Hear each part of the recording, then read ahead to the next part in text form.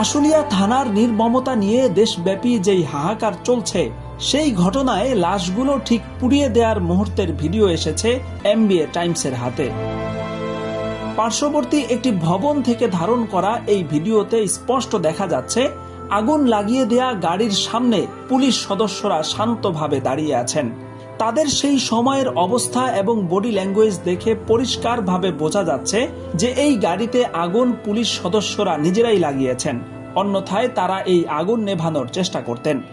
মূলত নিহতদের লাশ গুম করার জন্যই কেরোসিন ঢেলে গাড়ি সহ আগুনে পুড়িয়ে দেওয়া হয়েছে।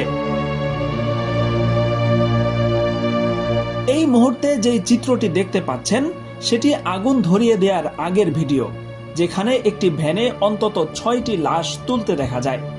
এরপর এই লাশগুলোকেই পুলিশ ভ্যানে তুলে আগুন ধরিয়ে দেওয়া হয়।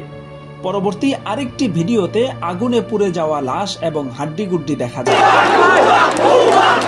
আন্দোলন দমাতে শেখ হাসিনার প্রত্যক্ষ নির্দেশনায় পুলিশ যেই নিষ্ঠুরতা চালিয়েছে তা ইতিহাসের সমস্ত বর্বরতাকে হার মানিয়েছে।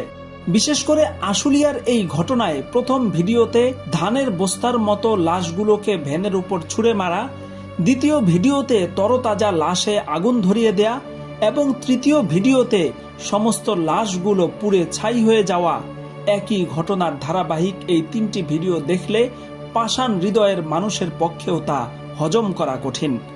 মানুষ কিভাবে নিজের স্বজাতীয় ভাইদের সাথে এমন পাশবিক আচরণ করতে পারে, এত নিষ্ঠুরতা দেখাতে পারে, সেই প্রশ্নের উত্তর কারো কাছেই নেই।